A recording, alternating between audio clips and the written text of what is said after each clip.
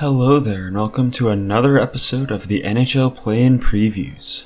I'm Billy from Puck Rivals and today I'll be covering the series between the Vancouver Canucks and the Minnesota Wild. Let us know in the comments section who you think takes the series, and with that, let's take a look at the team comparison to get started and see how these teams match up. Beginning with the season series, the Wild were actually the ones who came out on top, winning 2 out of the 3 games. This shows that Minnesota has what it takes to be able to defeat the favorites in this matchup.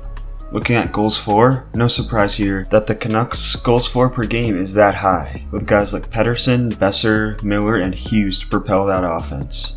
Minnesota's, however, is also well above 3 goals per game, and I kind of feel like that has flown under the radar this year, and that actually puts the Wild 12th in the league for goals per game. Moving on to goals against, the two teams have roughly the same number, both over 3, which isn't the greatest. Just by looking at goals for and goals against, it appears both rely on their offenses to get the wins. Special teams wise, both teams have a top 10 power play, so either team will need to be disciplined as both can do damage with the man advantage. Although I think Minnesota will need to be a little more careful, as their PK percentage is just 25th in the league, at just a shade over 77%.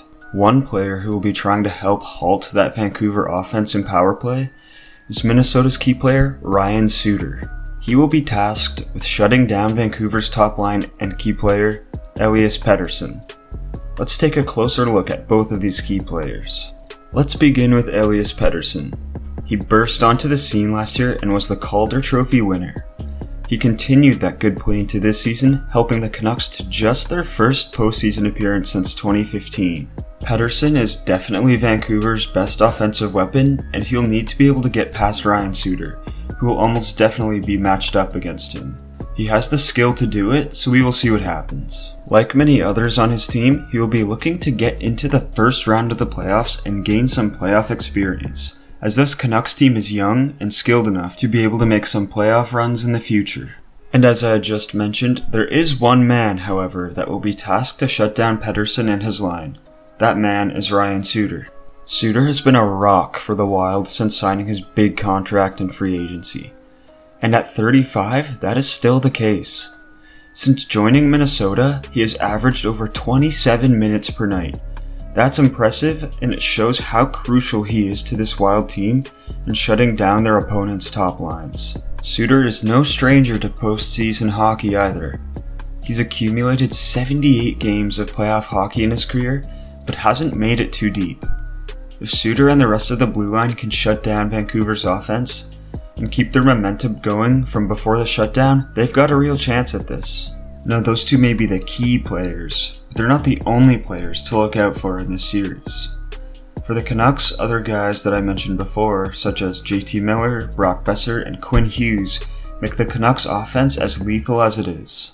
JT Miller specifically has been a pleasant surprise for Vancouver, as he actually leads the team in points and has found great chemistry with Pettersson. Hughes burst onto the scene this year. As a rookie defenseman, he posted over 50 points in less than 70 games and earned himself a Calder Trophy nomination. These guys make Vancouver's offense click and should cause problems for the Wild.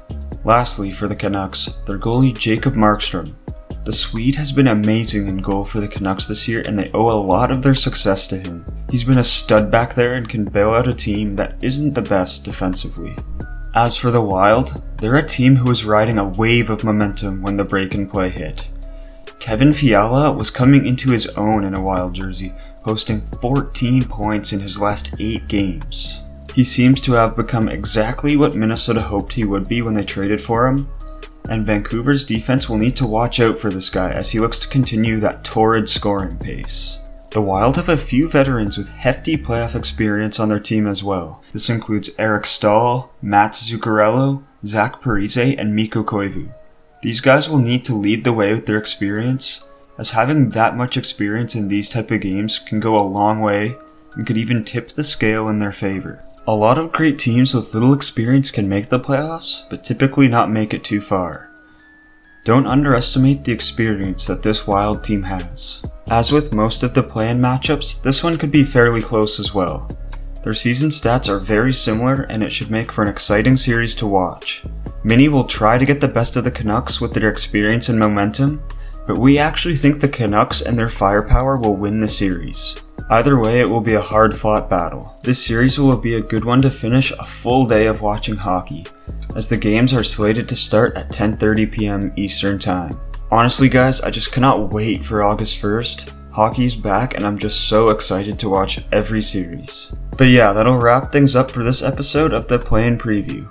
Again, let us know what you think of this series and who you think will advance to the first round. If you haven't checked them out just yet, we've already covered all of the Eastern Conference matchups as well as a couple Western Conference matchups. So if you want to see our predictions on those, you'll be able to find the links in the description. And of course, don't forget to hit those like and subscribe buttons if you enjoyed this video and if you want to see more hockey content. Thanks again for watching.